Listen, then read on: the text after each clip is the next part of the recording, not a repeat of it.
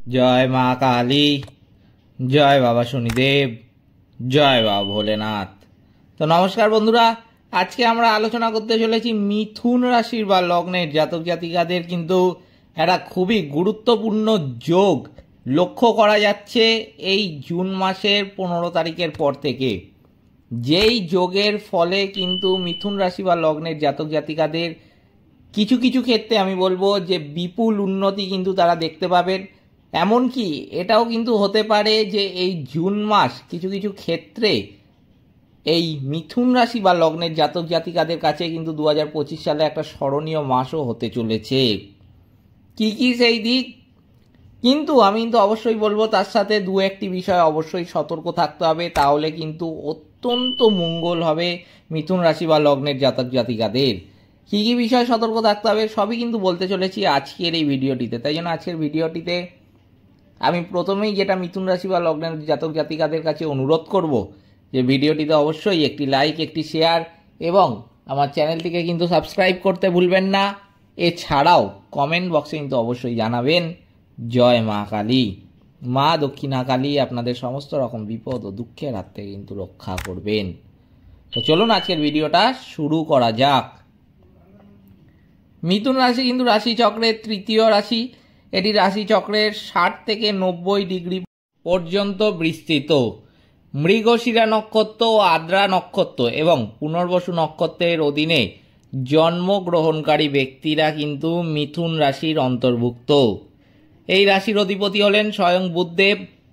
তো আপনাদের প্রথমেই জানিয়ে রাখি যে কি কি যোগ, বিরল যোগ লক্ষ্য করা যাচ্ছে। আমি কিন্তু সবকটি বলবো না, কিছু কিছু বলছি।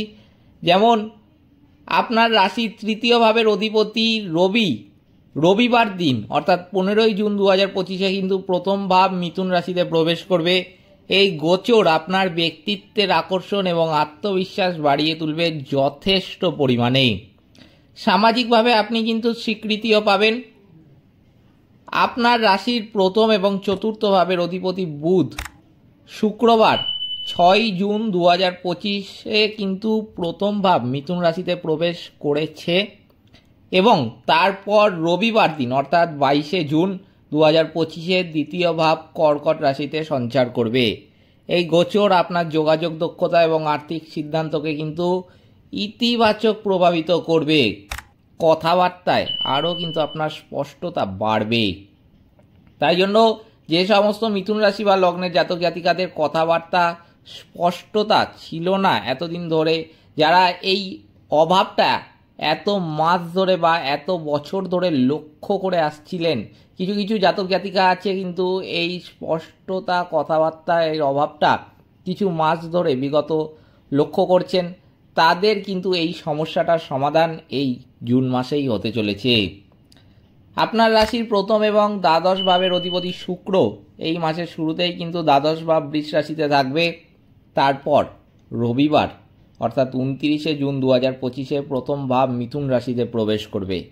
এই গোচরের ফলে আপনার আকর্ষণ এবং সৃজনশীলতা কিন্তু অত্যন্ত বাড়বে। বিনোদনমূলক কার্যকলাপেও কিন্তু আপনার আগ্রহ বাড়বে। ষষ্ঠ এবং একাদশ ভাবের অধিপতি মঙ্গল শনিবার দিন 7 জুন 2025 কিন্তু তৃতীয় ভাব রাশিতে প্রবেশ করেছে। এর ফলে আপনার সাহস এবং যোগাযোগের শক্তি কিন্তু বাড়াবে। তবে তাড়াহুড়ো করে কিন্তু সিদ্ধান্ত নেওয়া থেকে একটু বিরত থাকতে হবে। তবে ছোট যাত্রার কিন্তু সুযোগ রয়েছে।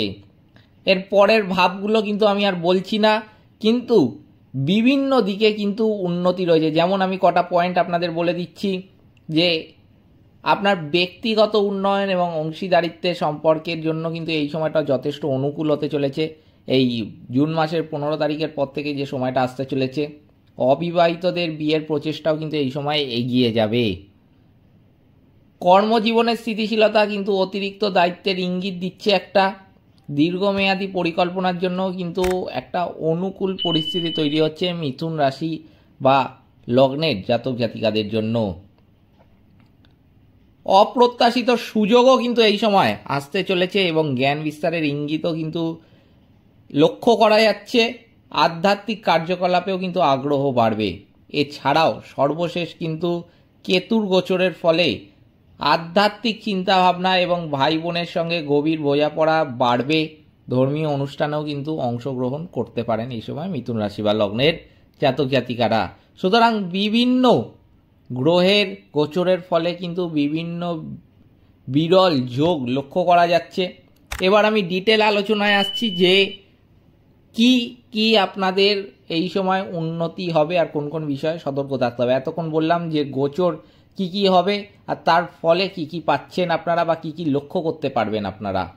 তো চলুন এবার মূল আলোচনায় ফেরা যাক যে এই জুন মাসের 15 তারিখের পর থেকে কিন্তু রবি, বুধ এবং বৃহস্পতি প্রথমভাবে সঞ্চার করার কারণে আপনার ব্যক্তিত্ব, যোগাযোগ দক্ষতা উন্নত হবে, তা তো আমি বলেই দিলাম। তবে স্বাস্থ্যে কিছু চ্যালেঞ্জের সম্মুখীন কিন্তু হতে হবে। রাহু নবমভাবে থাকার কারণে অপ্রত্যাশিত সুযোগ কিন্তু আসবে, তাও আমি বললাম। তবে আর্থিক বিষয়ে সতর্কতা কিন্তু একটু প্রয়োজন।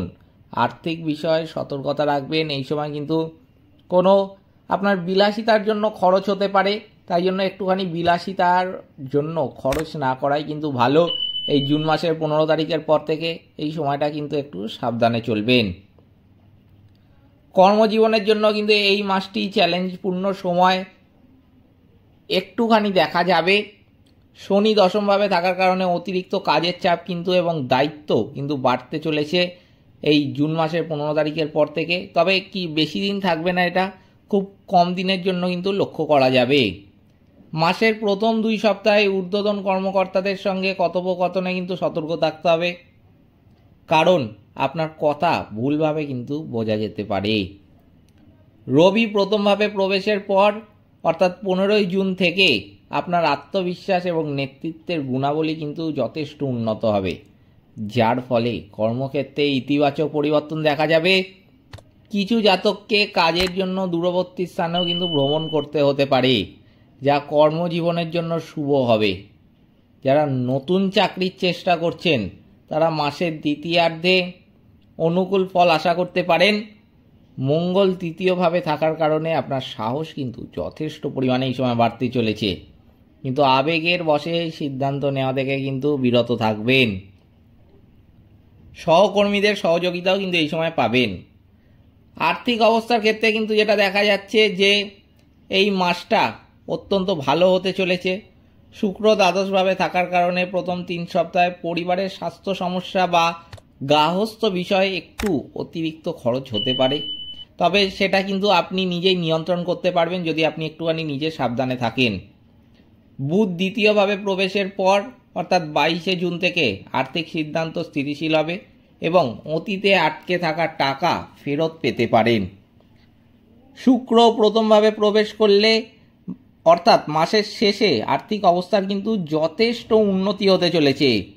স্থাবর সম্পত্তি বা যানবাহন কেনার জন্য মাসের শেষ সপ্তাহ পর্যন্ত অপেক্ষা করা ভালো, কারণ শনির প্রভাবে আর্থিক ওঠানামা কিন্তু হতে পারে। অপ্রয়োজনীয় খরচ নিয়ন্ত্রণ করে আর্থিক চাপ কমানো যেতে পারে। বিনিয়োগের ক্ষেত্রে একটু সতর্ক থাকবেন। পারিবারিক দিক থেকে কিন্তু এই মাসটা সাধারণ ফলাফল দেবে। শুক্র দ্বাদশভাবে থাকার কারণে পরিবারের সদস্যদের স্বাস্থ্য সমস্যার জন্য সময় ও অর্থ কিন্তু ব্যয় করতে হতে পারে। বিশেষ করে জীবনসঙ্গী বা পিতামাতার স্বাস্থ্যের প্রতি মনোযোগ কিন্তু প্রয়োজন। বৃহস্পতি প্রথমভাবে থাকার কারণে আপনার বন্ধু এবং আত্মীয়দের থেকে কিন্তু সমর্থন পাবেন, যা মানসিক শান্তি দেবে। মঙ্গল এবং কেতু তৃতীয়ভাবে থাকার কারণে ভাই বোনদের সঙ্গে সম্পর্ক দৃঢ় হবে, কিন্তু ছোটোখাটো ভুল বোঝাবুঝি কিন্তু এই সময় হতে পারে, তাই ধৈর্য সহকারে আচরণ করুন।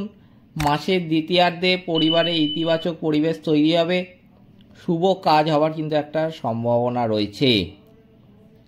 স্বাস্থ্যের দিক থেকেও কিন্তু এই মাসটা কিছুটা সতর্কতা প্রয়োজন রয়েছে। আমি বলবো মঙ্গল তৃতীয়ভাবে প্রবেশের সাথে সাথে প্রথম 2 সপ্তাহে কিন্তু মানসিক চাপ, ব্যথা, মাথা ব্যথা এবং ছোটোখাটো আঘাত কিন্তু লাগার যে সমস্যাটা সেটা কিন্তু লক্ষ্য করা গেছে মিথুন রাশি বা লগ্নের জাতক জাতিকাদের। শুক্র প্রথমভাবে প্রবেশের পর অর্থাৎ 29শে জুন থেকে শারীরিক পরিশ্রম কমে আসবে এবং স্বাস্থ্যের কিন্তু যথেষ্ট উন্নতি হবে। স্বাস্থ্যকর খাবার, পর্যাপ্ত জলপান এবং যোগ বা ধ্যান করার মাধ্যমে স্বাস্থ্য সমস্যা কিন্তু এড়ানো যেতে পারে। বিশেষ করে যাদের স্নায়ু বা শ্বাসযন্ত্রের সমস্যা রয়েছে তাদের কিন্তু অবশ্যই সতর্ক থাকতে হবে। আগেই যেটা বলেছি যে বড় বিনিয়োগ কিন্তু এই সময় করতে যাবেন না, এই মাসটা কিন্তু অনুকূল নয়। শুক্র প্রথমভাবে প্রবেশের পর অর্থাৎ 29শে জুন আমি যেটা বলছি, ব্যবসা সংক্রান্ত আলোচনা কিন্তু সেই সময় সফল হবে। সেই সময়টা কিন্তু ব্যবসার জন্য অত্যন্ত ভালো হতে চলেছে। মাসের শেষ সপ্তাহে নতুন চুক্তির জন্য চেষ্টা করাও কিন্তু শুভ। আপনার যোগাযোগ দক্ষতা ব্যবসায় আপনাকে কিন্তু আরও সাহায্য করতে চলেছে এই জুন মাসের 15 তারিখের পর থেকে। শিক্ষা বা ছাত্রছাত্রীদের ক্ষেত্রে কিন্তু আমি বলবো যে বুধ প্রথমভাবে থাকাকালীন পড়াশোনায় মনোযোগ এবং শেখার আগ্রহ কিন্তু বাড়বে। এই সময় সামাজিক কার্যকলাপে বা বিনোদনে মনোযোগ কিন্তু একটু বেশি যেতে পারে, তাই জন্য কিন্তু আগে থেকেই সতর্ক থাকতে হবে। রাহু নবমভাবে থাকার কারণে শিক্ষা সংক্রান্ত ভ্রমণ বা নতুন বিষয় শেখারও কিন্তু সুযোগ একটা লক্ষ্য করা যাচ্ছে। প্রতিযোগিতামূলক পরীক্ষার জন্য প্রস্তুতি নেওয়া ছাত্রছাত্রীরা মাসের দ্বিতীয়ার্ধে ভালো ফল কিন্তু আশা করতে পারেন, অর্থাৎ 15 তারিখের পর থেকে ভালো ফল কিন্তু পাবেন। পড়াশোনায় সময় দিলে পরীক্ষার কম নম্বর পাওয়ার সমস্যা কিন্তু এড়ানোও যাবে। যারা উচ্চশিক্ষার পরিকল্পনা করছেন তাদের জন্য কিন্তু এটা একটা অত্যন্ত ভালো সময় হতে চলেছে। এবার আমি আপনাদের কিছু প্রতিকারও বলে রাখছি, যেটা জুন মাসে যদি আপনারা মানেন আপনারা কিন্তু বিভিন্ন দিক থেকে আপনারা সাফল্য পাবেন এবং যে নেগেটিভিটিগুলো আপনাদের জন্মকুণ্ডলিতে রয়েছে সেগুলো কিন্তু অনেকটাই কেটে যাবে। বুধবারে গণপতিকে পলাশ পাতা দিয়ে অর্চনা করলে কর্মজীবন ও শিক্ষায় বাধা দূর হবে এবং মানসিক শান্তিও কিন্তু পাওয়া যাবে। শুক্রবারে দেবী লক্ষ্মীকে সাদা ফুল অর্পণ করলে আর্থিক স্থিতিশীলতা কিন্তু বাড়বে এবং পরিবারে কিন্তু সুখ আসবে। পারিবারিক সুখ সেটা কিন্তু আসতে চলেছে শুক্রবারে দেবী লক্ষ্মীকে সাদা ফুল অর্পণ করলে, সাথে কিন্তু আর্থিক স্থিতিশীলতাও আসবে। মঙ্গলবারে হনুমান চল্লিশা পাঠ করলে স্বাস্থ্য সমস্যা দূর হবে এবং আত্মবিশ্বাস কিন্তু যথেষ্ট বাড়তে চলেছে মিথুন রাশি বা লগ্নের জাতক জাতিকাদের। এই ছিল আজকের ভিডিওটিতে অবশ্যই একটি লাইক, একটি শেয়ার এবং আমার চ্যানেলটিকে কিন্তু সাবস্ক্রাইব করতে ভুলবেন না। এছাড়াও কমেন্ট বক্সে কিন্তু অবশ্যই জানাবেন জয় মা কালী। মা দক্ষিণা কালী আপনাদের সমস্ত রকম বিপদ ও দুঃখের হাত থেকে কিন্তু রক্ষা করবেন। সকলে ভালো থাকবেন, সুস্থ থাকবেন। নমস্কার।